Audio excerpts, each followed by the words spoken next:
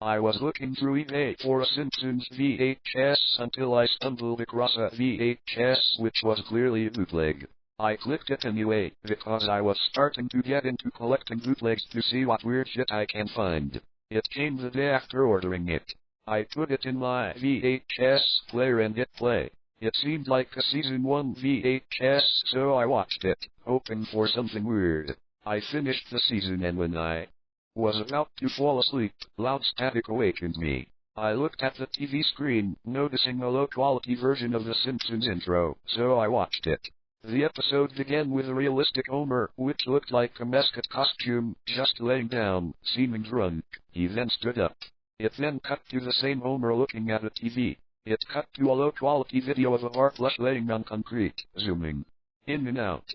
It then cut, again, to what seemed like a realistic version of the Simpsons living room with a different realistic Homer, just sitting there. A realistic Marge then walks in the room and they both start talking, but nothing is heard. It was just ambience. He then picks up a phone and seems like he is doing a joke, but I still can't hear it at all. He then hangs up the phone and then Marge walks out and back in the living room. It then cuts to the normal version of R, but he had red eyes and was screaming. It cut to the Tracy Ullman Simpsons at a funeral, and when R walked up to the coffin, he turned red. It cut to a graveyard, where it shows Lisa pulling her eyes out. It cuts back to the R screaming scene, but it was black and white. That was when the episode ended. And the tape popped out. I decided to keep the tape and post it online.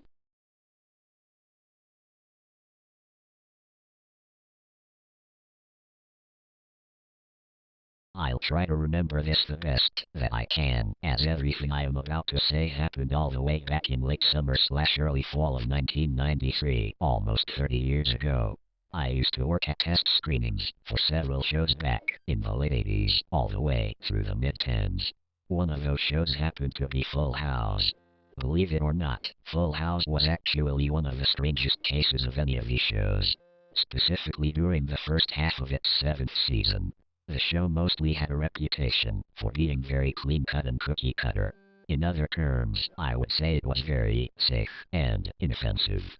However, in 1993, when the 7th season came up, weird things started to happen. It seemed as if they wanted to change the very nature of the show. Their first method seemed to be to write a script that would be the most likely accepted version to be aired on television, and then have the actors and actresses improvise alternate versions that may be racy or different. For example, the episode Fast Friends. This episode mostly concerns the scene in the school bathroom. If there were more, I have forgotten. There were alternate cuts that they screened to the audience to see what they liked best. I guess hoping they'd pick racy ones. The scenes were stapled together in a rocky fashion, but the people insisted that they'd piece parts together in the final cut to make it flow naturally. Ultimately, the script-accurate ones would always be chosen. One was a take where, after Mickey referred to the girls as the guys, Jody improvised Stephanie to say something along the lines of, "In Japan, they call your kind noodles." However, everyone except for Marla, Ja's actress, were lost and confused by what this meant. Ja wasn't meant to laugh here, but Marla broke character and snickered at it, then composed herself and said, "Very funny, Steph." Another notable take was the part when Ja commented on how Stephanie quit smoking. Stephanie's reply was, "Well, you can quit, too. Perhaps you could start by taking that cigarette and shoving it up your ass." It was this quote where Mickey, played by one of the Morgan daughters, I think her name was Bonnie, laughed the way she does in the final version, because it was pieced together with a script-accurate cut, even though it didn't happen during the filming of that one. Mickey's laugh was actually softer and more low-key, but they used this one as her laugh was actually real. NOTE, it's actually Molly Morgan that plays Mickey, not Bonnie the contortionist. The guy mailing me this says, Bonnie, through the rest of his message, but just to make it more accurate and less confusing I will correct Bonnie to Molly. There was also an episode where Jesse cheated on Becky with Vanna White, but due to the poor reception from the test audience, the episode got hastily rewritten and reshot into the episode, The Test. The main attraction for this, however, and one that might have completely murdered the series had it not been dealt with immediately, was a two-parter episode titled, Is It True About Joey? This was later written as and retooled into Is It True About Stephanie? Overall, I always kind of considered the episode sort of a sequel to Fast Friends, as it featured the return of Marla Sokoloff as John Mahan, who was fresh off Boy Meets World, originally wanting a part on The Wonder Years, which had already ended when she came into the scene, and Molly Morgan as Mickey. On a slight note, I actually somewhat know Molly.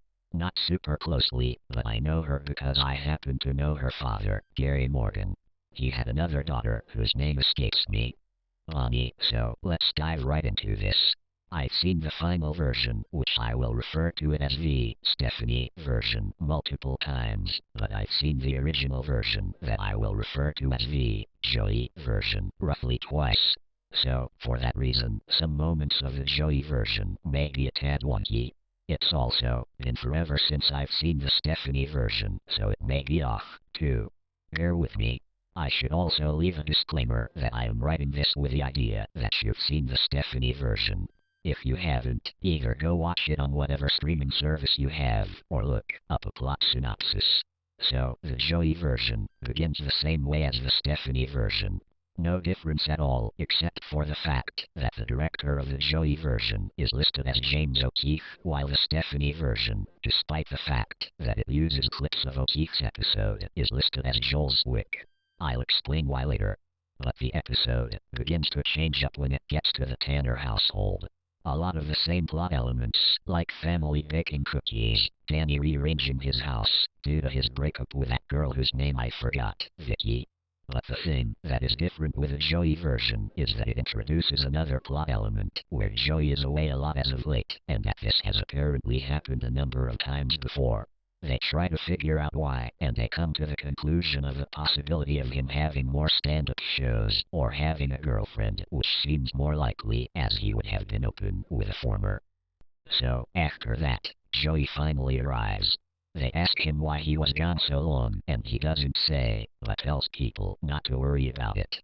So, he goes to help them bake cookies, or a cake, or whatever it is they are doing. I seem to remember the Stephanie version added in extra footage that was filmed for the Joey version, but was cut for time and pacing reasons. The next scene has Stephanie run into DJ's room to tell her about her boyfriend. It's mostly the same, except for the fact that it ends with him talking about Joey being away. Stephanie mentions that he's in his rearranged room, trying to find his stuff, and they decide to go ask him. As they run in there and ask Joey, he tells them it's private, and it's nothing to worry about. Jimmy comes across a strange book in Joey's room. They ask him what it is, and he tells them it's his diary, to which they ask why a guy would have a diary. Joey takes his diary out of her hands and says, "I'll have you know, I am quite in touch with my feminine side." DJ then makes a comment that he's also an adult, and he'd be a bit too old for that, anyway. Jesse happens to walk in as this is being said, and makes some comment about how Joey barely qualifies as an adult. He then asks what the fiasco is all about, and DJ tells Jesse that Joey has a diary. Jesse utters the same stuff as the girls, stating that, basically, diaries are for teen girls. Joey says, "Well, didn't you have a diary as a teenager?" Jesse clarifies that it was a notebook for how he rated certain girls in his class. He thinks back to his youth, reminiscing about each girl, rating from a 7 to a hard 10. He then snaps out of his trance and says, "Anyway, I never had no girly diary." Joey responds with, "Well, unlike you, I'm quite in touch with my feminine side, thank you very much." Jesse then backs up and says, "Whoa, have mercy. What you do in your free time is none of my business." Jesse then leaves. Beyond this scene is largely identical to the Stephanie version until they get back to school. In the Joey version, I distinctly remember this scene being shorter, faster paced, and had a much more intense feel to it. The Red Hat Kid isn't even here. Also, in the Joey version, it is Jamie, Stephanie's boyfriend, that brings the fake message on Stephanie's locker to her attention. Mickey actually shows up later and asks what is going on. When she does, Stephanie stuffs the message into Mickey's hands, which shocks and angers her. Like the Stephanie version, Jamie breaks up with her. In the Joey version, Stephanie's reaction is far more negative about it, and she almost doesn't want to accept it, but Jamie talks her into it. In the Stephanie version, we see Ja in the background, grinning, watching the scenario play out, and when Stephanie looks at her, she waves at her. But in the Joey version, we do see her, but she has her back to everyone, and it's only at the end she slowly turns her head around with a very sinister smirk on her face. The scene ends with Stephanie glaring at Ja and saying to Mickey, "I'm gonna get her." The next scene has Stephanie return home, and the living room has been rearranged. Jesse is actually trying to move the couch himself but is having little luck. Becky makes a mean comment about how she didn't marry a man, which I am glad was not in the Stephanie version. Jesse then wonders where the heck Joey is. Almost as if on cue, Joey returns. Jesse asks where the hell he's been, and Joey says he was going out for a drive. Jesse then tells him there's no time to worry about that and asks Joey to help him rearrange the furniture back to its original spot. He does, and Jesse ends up jealous that Joey is much stronger than he is, as, at one point, Joey pulls the sofa with ease, dragging Jesse along the floor with it. Jesse then makes fun of him for his diary, then tells Becky a real man wouldn't have a diary. Mickey comes in and tells Stephanie that she has something and urges her to go upstairs with her. As they leave, Joey and Jesse get into an argument, which is broken up when Danny steps in. He questions what they are doing, and they have trouble explaining. Danny then concludes that they don't appreciate his new setup and leaves, leaving the two men in a spot of trouble. The next scene is the same as the Stephanie version. No difference at all, except, if memory serves right, in the Joey version, when Ja turns her head to reveal she is crying and is deeply hurt, there is no music. The scene just fades out in a bout of ominous silence. After that we cut ahead to the Smash Club. In the Joey version, the human pudding concert is already in the process of playing, and Stephanie is watching it, but is unable to enjoy it. Jesse finds her and asks her what's wrong. Stephanie tells him, and the Joey version of this episode greatly differs from the Stephanie version in that Jesse, here, tells Stephanie that she should never feel bad about getting back at someone who hit first. He does make the same comment about being cursed with a good heart, but he actually tells her that she should be stronger and never feel bad getting back at someone who deserves it, or she will be taken advantage of. However, Stephanie can't shake the feeling that something is wrong. She then recognizes the old group Ja used to hang with, bar Mickey, and asks where Ja is. Kelly tells Stephanie that they haven't talked to Ja in nearly a month.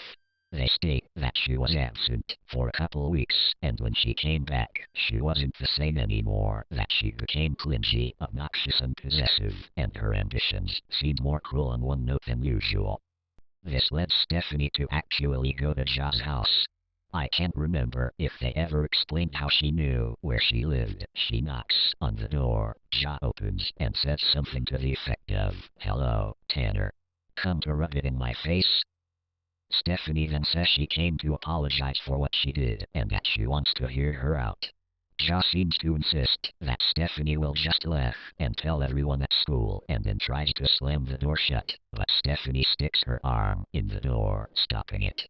She then convinces her to at least let her stay for a few minutes, saying she asked her friend why she didn't show up at the Smash Club, and says she is willing to hear her out why and be non-judgmental. Ja opens the door and agrees. Stephanie enters and sees the house is a dump, but politely tells her that it's a nice place. Ja insists it's a pigsty, and Stephanie makes a tomato tom to comment. She then asks Ja to explain everything, mentioning what Kelly told her. Ja asks Stephanie to sit down, and then she explains the following. Ja didn't appear at the Smash Club because there's a horrible man there. A man she dealt with before and doesn't want to come face to face with again. This horrible man she speaks of paid a guy to kidnap her over a month ago and bring her to his cheap apartment room. He did unspeakable things to her, including rape. Yes, she actually mentions rape. Stephanie even explains what it is. He also beat her when she wouldn't go along with him and kept her gagged so she couldn't scream loudly or yell for help. He would then stuff her in his closet and never let her out, sometimes for more than one day. Ja would use the bathroom on herself often and would do unspeakable things to quench her thirst. This is why her test score was so dismal. It wasn't great already, because she ditched class a lot and never tried, but she was also absent for twice as many days because of this event.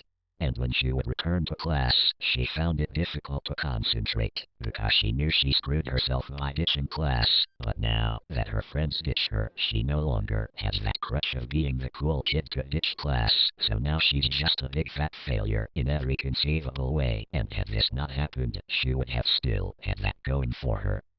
Stephanie is shocked and in tears over this. She apologizes for the report card incident. Ja concedes that Stephanie didn't know but says that it deeply hurt her. Stephanie then asks who this horrible man is and offers to make up for that by having her family help report him to the police to identify him. Ja seems to think this won't work and that the police are too corrupt to go through with any justice. Stephanie insists that she should tell, and maybe the evidence would be too strong against him, and if he is put away, he won't be a problem for her or other kids anymore. Maybe now the school will understand her problem and may try to help her. The last line of this episode is Ja telling Stephanie that the name of this horrible man is Joey Gladstone. It then leaves off on a cliffhanger with Stephanie looking shocked and horrified. Part 2 begins where Part 1 leaves off. Stephanie is in denial, revealing that Joey lives at her house with her. Ja is horrified and is terribly sorry that they have to live with him. Stephanie accuses Ja of trying to get back at her for her prank. Ja remarks that she had no way of knowing who could have possibly lived with her. Stephanie gets mad at her and tells her she very well could have, and then leaves in a huff. The next day, they have breakfast. Jesse is already on it before Danny can help. When Stephanie shows up, Jesse asks where she went, as she suddenly disappeared from the Smash Club until the last minute and came back looking down. Stephanie says she had to use the bathroom, but it was too full to use, so she left the building and had a difficult time finding a private place to go. Jesse doesn't totally buy it but doesn't ask any more questions. Jesse then asks where Joey is. Stephanie freezes up at this, but Joey enters, saying he was in his room. Stephanie has a difficult time looking at or talking to Joey as she has so many questions on her mind. Danny comes in and is surprised and even somewhat disappointed that he didn't get to make his surprise breakfast. Jesse claims he didn't know and felt like being helpful. Danny then says he hopes he'll let him make his surprise dinner. Jesse and Joey look hesitant, but feel they have to allow him to. The next scene would get used much earlier in the Stephanie version and had one scene reshot for it with the exact same setup. It's the scene with the Japanese dinner. It goes exactly the same, except when Mickey shows up, it's to ask Stephanie about why she disappeared from the Smash Club. She came to see if she was alright and had trouble calling, to which Danny reveals it was probably when he unplugged the phone to rearrange it. Stephanie excuses herself up to her room to talk with Mickey about things, and Jesse recommends it. As they leave, the rest of the scene is the same as the Stephanie version. It then cuts to Stephanie having explained what Ja told her. Mickey looks deeply disturbed. They talk it over, and when Stephanie mentions about how Joey had a diary, Mickey suggests that they go into his room and look at it. They agree. They peek out of the doorway to see no one there, and they make a dash for Joey's room, but as they do, Joey happens to come up the steps. He asks what they are doing, and Stephanie says they have to use the bathroom really badly. Joey nods and enters his bedroom. They decide that they have to go through with it, so they go inside the bathroom, and there's this pointless scene that's supposed to be funny, but I never thought it was. It just involves Stephanie and Mickey telling each other to go, but neither of them have to. Mickey states that she went right before she came, and so Stephanie comes up with the idea to fill up a cup of tub water and dunk it in the toilet, then flush it so it sounds natural. They do it, lasting about a minute, before they finish up. It cuts to Joey knocking on the bathroom door to tell the girls that he's heading out. The girls happen to walk out, doing a poor job of acting relieved. Mickey claims she had been holding it in since she got there. Joey leaves, and the girls watch to make sure he's really leaving. The front door is heard slamming shut, so they go to Joey's room. They look around a bit before finding the diary. Mickey shuts the door and locks it, telling Stephanie to go ahead. She looks it up, and at first, sees nothing but a bunch of random names and other various stuff that I can't remember, as well as dates going back to, I think, 1991. It gets weird, though, as the further the pages go in, there are prices next to the names, and the names of the 3 Tanner girls are on several pages, and they all say something about a last resort. She then comes across the name Jamahan, and it is crossed out with a price. Stephanie drops the book, shocked and horrified. Stephanie says, "It's true." Ja was right. The two began to cry and hug each other. The door attempts to open, but it is locked. Jessie asks, "What is wrong?" Stephanie wipes her tears before she unlocks the door and opens it. Jessie, Danny and Becky enter and ask what is so wrong that she had to lock the door. Stephanie picks up the book and hands it over to the adults. Jessie grabs it, having been curious with Stephanie's remark earlier. He looks through it, and the camera slowly pans up to his face, which looks furious. He says, "I'm gonna kill that bastard." He then drops the book and runs off. Danny, just as confused as Becky, hurries after Jessie. DJ and Michelle come in, asking what is going on. Stephanie shows the book to everyone. It cuts to Jessie at the door, getting ready to leave, almost about to throw himself out, until Danny quickly shows up, holding him back. Jessie resists heavily. Danny restrains him and asks him what is going on. Jessie then yells that Joey is trafficking children and that he'll sell out the girls. Danny freezes up and asks, "What?" The rest of the family come out and watch over the balcony. They are all sad and crying. DJ kneels down next to Michelle, comforting her while Mickey is comforting Stephanie. As Danny gets Jessie to shut the door, he asks him to explain everything. Becky comes down the steps and gives Danny the book. Jessie has his hands over his face, collapsing onto his couch. He can be heard moaning. Danny then goes over to Jessie, who repeats that Joey is going to die. Danny tells him how he shouldn't throw his life away like this when there's a better way. Jessie says that he would rather serve life in prison, never to see them again, and know they're okay, than to live free and worry about their safety every day. Danny then assures him that there will be a reason to worry in some way or another, no matter what. He then says that they will play dumb and report Joey behind his back, so he won't see it coming. The next scene happens, and Jessie is sitting back on his sofa. Joey happens to return home. The very second that he sees him, he loses his cool, stands up on the sofa, runs, hops off, and throws himself at Joey, attempting to strangle him to death, yelling at him about being such a monster for hurting kids, especially theirs. Danny and the rest hurry in and pull him off. Joey asks what is going on. Jessie yells at him, telling him what they had just found out about. Joey insists it's a lie, and Jessie then asks him to explain his notebook. Joey pauses, then nervously asks, "What notebook?" Jessie grabs his book off of the coffee table and shows it to him. Jessie waits for his answers, but Joey can't come up with any. This prompts Jessie to drop the book and try to lunge at him again, but he gets pulled back for a moment. He frees himself and ends up grabbing Joey by his heel, causing him to fall. Jessie tries to put Joey in a leg lock, but he wiggles his foot free and hurries out of the house. Jessie tries to run after him, but Danny pulls him back. Danny then tells him that it's not over. Jessie starts sobbing as Danny hugs him. The episode ends. The majority of the audience during the second part of this left. It seemed a lot of people sat, glued to their seats, waiting to see what would be revealed, but once it was too clear what Joey was, they rejected this and couldn't take it. By the end, there were only about 5 people left. I heard that this episode bothered Molly so much that a lot of people involved in the show got a red-hot, scathing call from her father, Gary. As I have said, I knew Gary. He is not the type to get angry like that, so the fact that they got such a mellow, easygoing man to give a call like that says a lot. It's actually a miracle that they managed to get her back at all for the reshoots.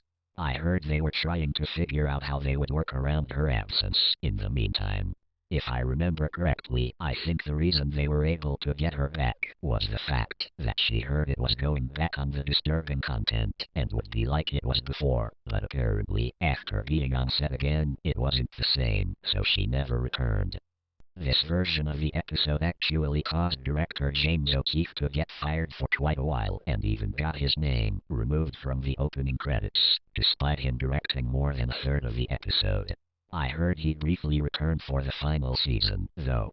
I still cannot figure out, for the life of me, what possessed them to make such an episode. I heard some rumors that Dave Collier wanted to leave the show, and this episode gave him an out, as Joe eventually would be caught and apprehended. Still though, why take this direction? I saw the episode and I was baffled. I know it seemed like they wanted to take the show in an edgier direction, as shows were starting to go more of that direction in the 90s, but why did they tackle something that even the most racy sitcom of the era wouldn't dare to touch? I was actually surprised that the reshoot left in the allusion to prostitution with a whole bit about "pay me for a date." That was pretty racy in 1993, especially for a show like Full House. No less, it still disturbs me to this day that a group of people sitting in a room working on a family-friendly show actually thought that it was a good idea to concept and write such an episode. Not only that, but there were enough people who actually thought that it wasn't a half-bad idea to greenlight, go through with, film, direct, and produce such an episode, only pulling the plug when the reception was poor.